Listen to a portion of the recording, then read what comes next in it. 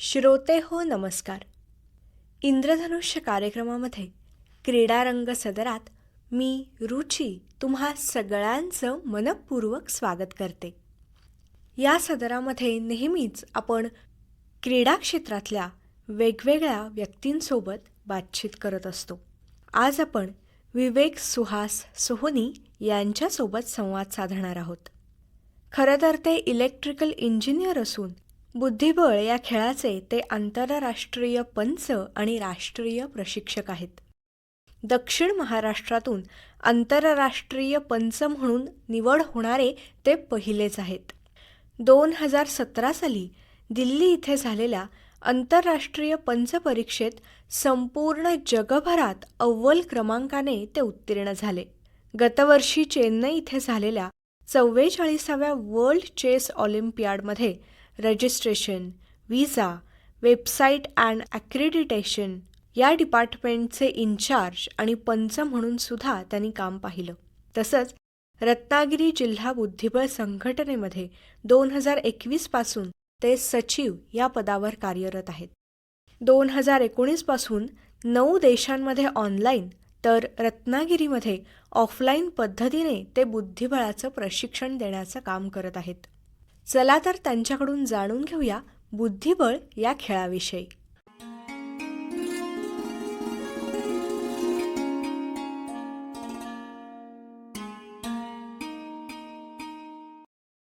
नमस्कार.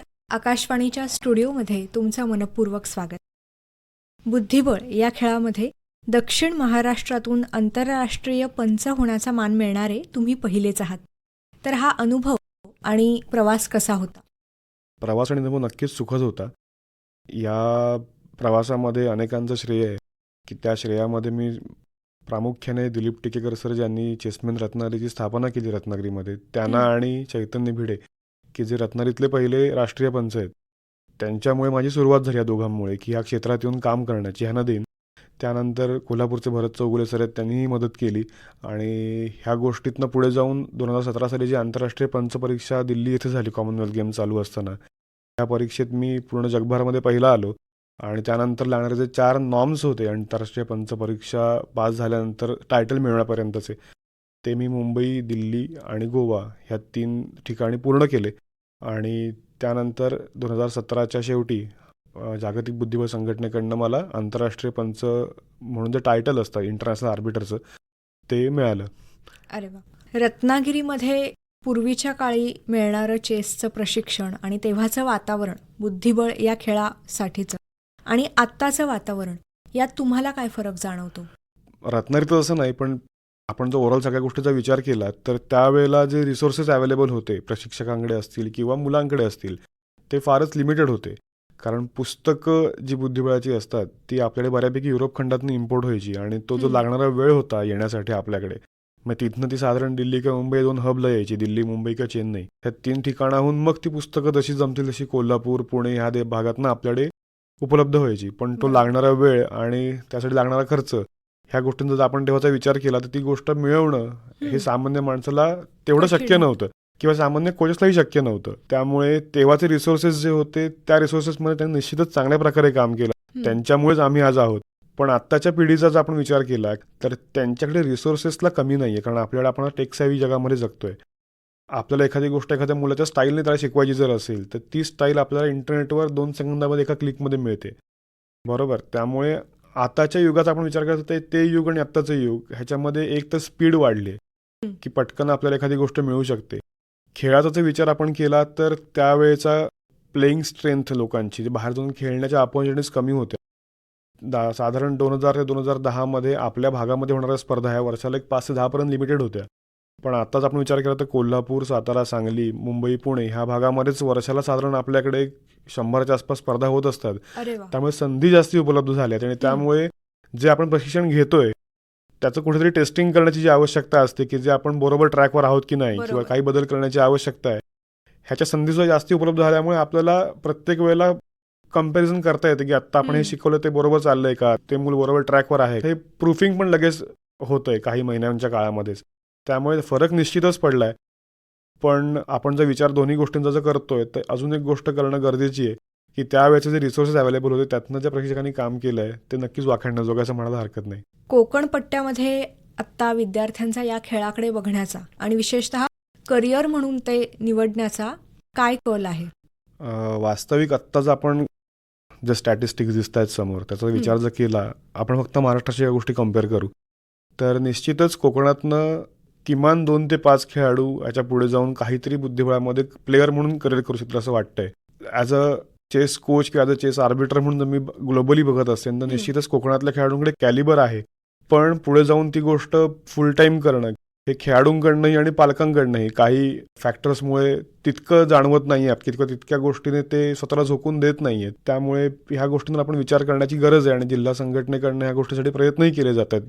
या खेळाचं आणि प्रशिक्षणाचं नेमकं स्वरूप कसं असतं? तर 2 गोष्टी ह्याच्यामध्ये आहेत की एक तर प्रशिक्षण आपण ऑनलाईन पद्धतीने पण देऊ शकतो किंवा ऑफलाईन पद्धतीने पण देऊ शकतो. तर ऑफलाईनमध्ये मुलं त्या कोचेसच्या प्रशिक्षणाच्या ठिकाणी जातात. तर त्या ठिकाणी जाऊन मुलं प्रशिक्षकाकडनं समोरासमोर बसून मार्गदर्शन घेतात. त्याच्यासाठी 2-3 गोष्टी आहेत की एक तर मग जो कोच आहे तो डेमो बोर्ड नावाचा एक प्रकार असतो, जसा फळा असतो शाळेमध्ये, तसा चेसचा एक डेमो बोर्ड असतो ज्यावर प्रशिक्षक काही मूव्स किंवा काही ट्रॅप्स किंवा काही टेक्निक्स मुलांना शिकवत असतो. पण आताच्या काळात जसं आपण मगाशी म्हटलं की टेक्नॉलॉजीचा जो परिणाम आहे त्याच्यामुळे स्मार्ट टीव्हीवर सुद्धा आता कम्प्युटर कनेक्ट करून मुलांना शिकवलं जातं आणि त्याच्यामधनं काही इंटरेस्टिंग कार्टूनचे व्हिडिओज असतील किंवा स्पर्धा सुरू असतात जगभरामध्ये तर त्यांचे व्हिडिओज मुलांना दाखवणं असेल की ज्यातनं मुलं प्रेरित होऊन काहीतरी विचार करेल आपण या गोष्टी नक्कीच करू शकतो. रत्नागिरी जिल्हा चेस संघटना जी आहे ती नेमकं काय काम करते आहे? जी आपली परवाच गेल्या महिन्यामध्ये एक मीटिंग झाली जिल्हा बुद्धिबळ संघटनेची वार्षिक सर्वसाधारण सभा. त्यामध्ये असं ठरलंय की ह्या मार्च एंडला जेव्हा मुलांच्या परीक्षा संपतील त्यानंतर क्रीडा शिक्षक आणि ज्या ज्या विभागात बुद्धिबळाशी निगडीत असलेले जे शिक्षक आहेत शाळांमधले तर त्यांच्यासाठी शाळेतल्या मुलांना बुद्धिबळ कसं शिकवावं आणि जिल्हा पातळीवर पंच म्हणून कसं काम करावं त्याच्यासाठी काही प्रॅक्टिकल चॅलेंजेस येतात ह्याचं प्रशिक्षण आपण द्यायचा प्रयत्न करणार आहोत मे महिन्याच्या सुट्टीमध्ये. अरे वा. ॲज अ चेस कोच किंवा ॲज अ चेस आर्बिटर म्हणून कसं काम केलं पाहिजे ह्या गोष्टींवर आपण ते शिबिर ठेवणार आहोत शिक्षकांसाठी स्पेसिफिक. आणि त्याच्यातनंच जर काही बुद्धिबळासाठी काम करणारी लोक तयार झाली, गोष्टी अपेक्षित आहेत पुढच्या काही वर्षांमध्ये रत्नागिरीतनं किंवा आसपासच्या भागातनं होणं, त्या गोष्टींमध्ये त्याचा निश्चितच हातभार लागेल असं म्हणायला आता काहीच हरकत नसेल. अनेकदा पालकांच्या किंवा विद्यार्थ्यांच्या मनामध्ये असा संभ्रम असतो की जेव्हा एखादा खेळ फुल टाईम करिअर म्हणून निवडायची वेळ त्यांच्यासमोर येते तेव्हा की एक अर्निंग सोर्स म्हणून त्याच्याकडे बघता येतं का? तर बुद्धिबळ या खेळामधल्या करिअरच्या संधी याविषयी तुम्ही काय सांगा? बुद्धिबळ खेळाडू म्हणून अर्निंग सोर्स बघणं ह्याच्यासाठी तुम्हाला एक तर बेसिक टायटलची गरज आहे. म्हणजे तुम्ही आयदर इंटरनॅशनल मास्टर किंवा ग्रँड मास्टर जे टायटल्स आहेत चेसमध्ये ते तुम्हाला जर टायटल तुमच्याकडे जर असेल तर काही पब्लिक सेक्टर कंपनीज आहेत ज्याच्यामध्ये प्रामुख्याने ज्या तेल कंपन्या आहेत म्हणजे BPCL असेल किंवा इंडियन ऑइल असेल, हिंदुस्थान पेट्रोलियम असेल किंवा ONGC आहे, ह्या कंपन्यांमध्ये प्लेयर्सच्या रिक्रुटमेंट्स होतात. म्हणजे फक्त बुद्धिबळाच्याच नाही तर बाकीच्या खेळांच्याही होतात. पण फक्त खेळाडूच म्हणून विचार न करता चेसमध्ये करिअर करण्यासाठी सुद्धा तुम्हाला बाकीची फील्ड्स ओपन आहेत. त्यातलं मी निवडलेलं फील्ड हे आर्बिटर म्हणून आहे की ज्याला आपण पंच म्हणतो. त्याचसोबत तुम्हाला ॲज अ कंटेंट क्रिएटर की समजा चेसची टुर्नामेंट सुरू आहे आणि तुम्हाला त्या प्रत्येक स्पर्धेतून तुम्ही काही गोष्टी लोकांपर्यंत कशा पद्धतीने नेऊ शकता, हे कंटेंट क्रिएटरचं काम आहे. त्याच्यामध्ये ग्राफिक डिझायनर असेल किंवा व्हिडिओ एडिटर असेल किंवा वेबसाईट डेव्हलपर असेल, ह्या गोष्टी कंटेंट क्रिएटर या फील्डमध्ये येऊ शकतात.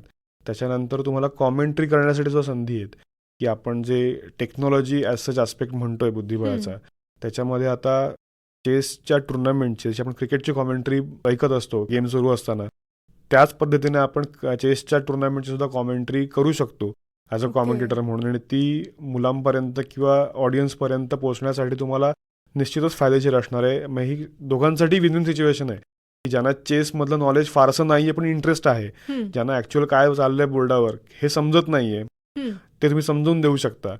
ह्यात तुमचाही फायद्याचं कॉमेंटेटर आहे, तुमचं नाव होऊ शकतं. प्लस जी आता नवीन येणारी पिढी आहे त्यांच्यापर्यंत बुद्धिबळ बाहेर काय खेळलं जाते, त्याचा अर्थ काय आहे, प्रत्येक मूव कशी खेळली जाते, ती का खेळली जाते, ह्याचा विचारही तुम्ही त्यांच्यापर्यंत पोहोचवू शकता, जेणेकरून ते नंतर ह्या गोष्टींचा विचार करून स्वतःच्या गेममध्ये त्याची इम्प्रूव्हमेंट करू शकतील. बरोबर.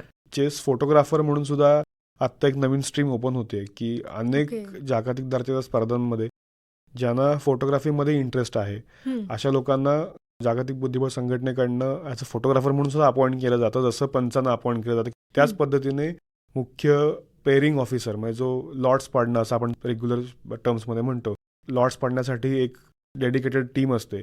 म्हणजे तुमच्यातल्या इतर स्किल्सचा वापर सुद्धा तुम्ही या चेस सोबत रिलेटेड ज्या गोष्टी आहेत त्यांच्यासाठी करू शकता. नक्कीच.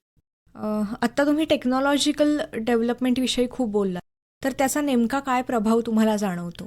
टेक्नॉलॉजीमध्ये एक कंपनी आहे की जिचं आत्ता टायअप जागतिक बुद्धिबळ संघटनेसोबत, ज्याला आपण फिडे असं म्हणतो, त्यांच्यासोबत झालंय.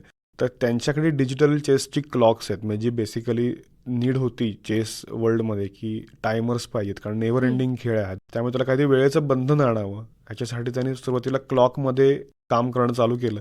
आणि पुढे जाऊन रिसर्च करून काही वर्षांमध्ये त्यांनी इलेक्ट्रॉनिक बोर्ड्स आणलेत की जी खूप ड्रास्टिक चेंज आहे टेक्नॉलॉजीमध्ये. ह्याचा फायदा काय होतो की डिजिटीचे बोर्ड्स जे आहेत ते बोर्ड्स, बोर्डावर खेळलेली जी मूव आहे ती डिजिटी ऑपरेटर जो असतो त्याच्या कम्प्युटरला सेव्ह होते, आणि तो जर इंटरनेटला कनेक्टेड असेल तर ती प्रत्येक मूव त्या सेकंदाला इंटरनेटवर अपलोड होते. त्यामुळे जी गोष्ट हॉलमध्ये चालली आहे, समजा अमेरिकेत किंवा युरोपात एखादा गेम चालू आहे, तो गेम मी माझ्या घरात बसून रत्नागिरीमध्ये बघू शकतो आणि त्याच गेमची मी कॉमेंट्री रत्नागिरीतनं करू शकतो. मला सांगायला आनंद आहे की जी ऑलिम्पियाड स्पर्धा भारतामध्ये गेल्या वर्षी झाली, ज्यात सर्वाधिक प्रतिसाद मिळाला, 189 देश खेळले चेन्नईमध्ये, जो आत्तापर्यंत नंबर 154 155 देशांपर्यंतच होता. आणि त्या स्पर्धेत 750 डिजिटी बोर्ड्स मॅनेज करणाऱ्या टीममध्ये सुद्धा मी होतो, याचा मला निश्चितच आनंद आहे. अरे वा, म्हणजे तुमच्यातल्या स्किल्सचा अत्यंत उत्तम पद्धतीने तुम्ही इंटरनॅशनल लेवलला खरं तर वापर करून घेतला. निश्चितच, कारण कसं होतं की तुम्हाला तुमच्याकडे काय क्वालिटीज आहेत हे पहिलं बेसिक कळलं पाहिजे.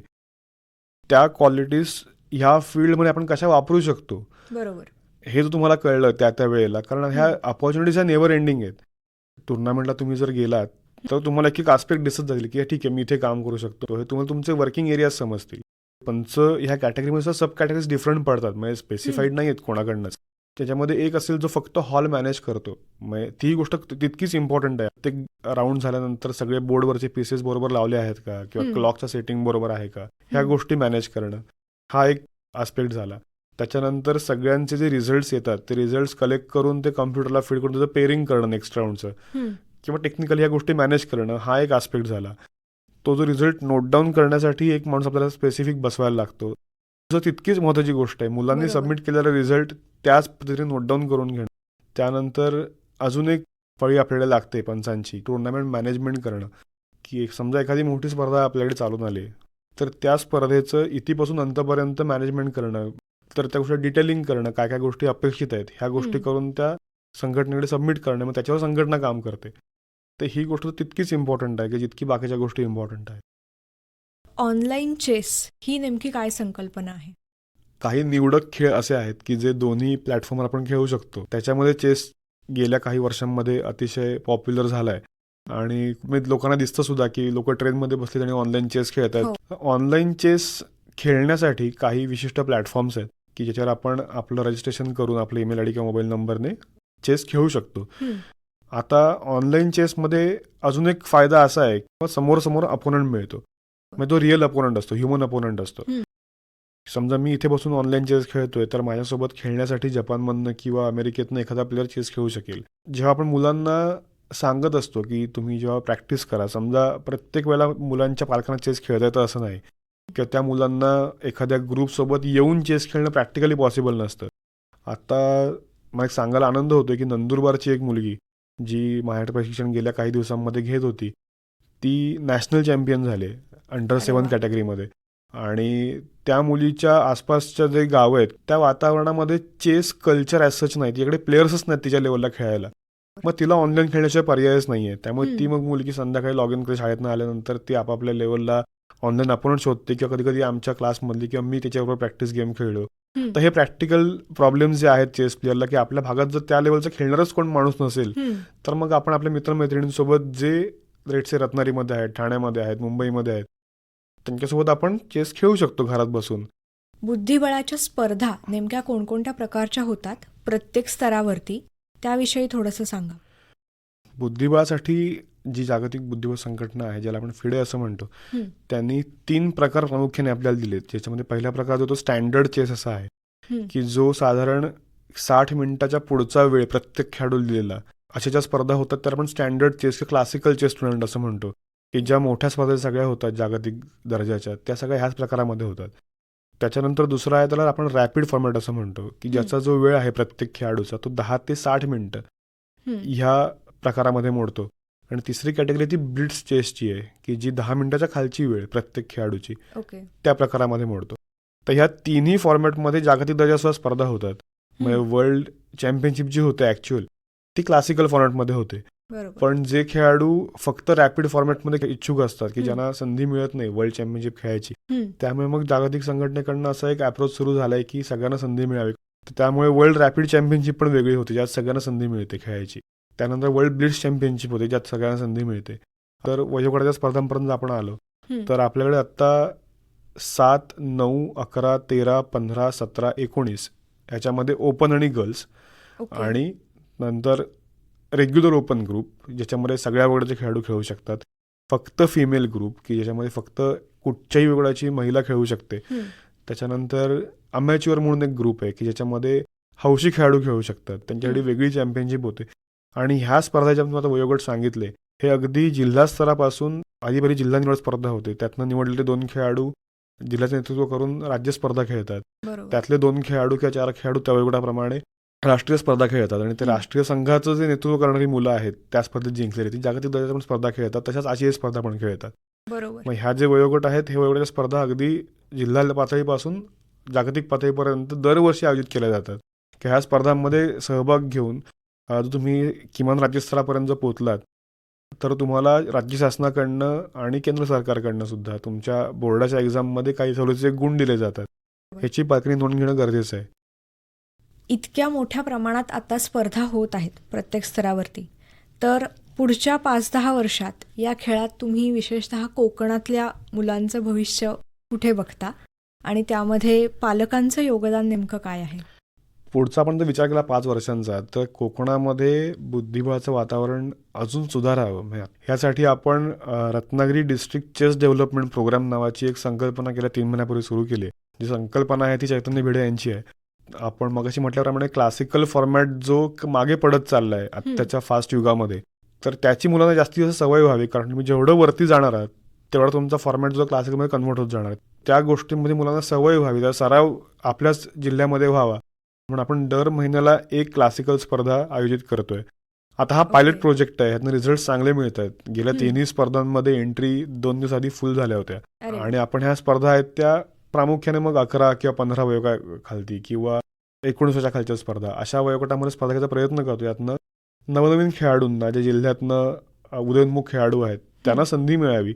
आणि क्लासिकल स्पर्धांमध्ये अजून एक गोष्ट चांगली होती की प्रत्येक मूव ही लिहावी लागते पेपरवर. डाव लिहिणं आपण ज्याला म्हणतो, की जे केल्यामुळे तुमची स्पर्धा संपल्यानंतर तुमचे जे गेम्स आहेत ते नंतर अनालिसिस करू शकता. आपण कुठे चुकलो हे आपण नंतर पडताळून बघू शकतो.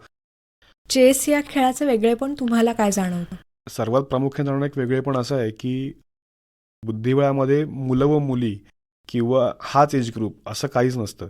मुलीसुद्धा ओपन ग्रुपमध्ये कम्पीट करू शकतात जर त्यांना त्यांची इच्छा असेल तर, किंवा एखादा 7 वर्षाचा मुलगा हा 80 वर्षाच्या एका प्लेअरबरोबर सुद्धा खेळू शकतो. कारण हा बेसिकली माइंड ओरिएंटेड गेम आहे. आपण तिथे मेंदूचा जास्ती असतो किंवा बुद्धीचा जास्ती असतो उपयोग करतो, बरोबर. त्यामुळे इथे वजन गट किंवा वयोगट ह्या सगळ्याच्या पलीकडे जाऊन कुठचाही खेळाडू ज्याला चेस खेळता येत आहे तो दुसऱ्या चेस येणाऱ्या खेळाडूशी खेळू शकतो. हे या खेळाचं निश्चितच वेगळेपण आहे आणि ते माझ्या माहितीप्रमाणे तरी बाकीच्या कुठच्या खेळांमध्ये अजून तरी सुरू झालेलं नाहीये.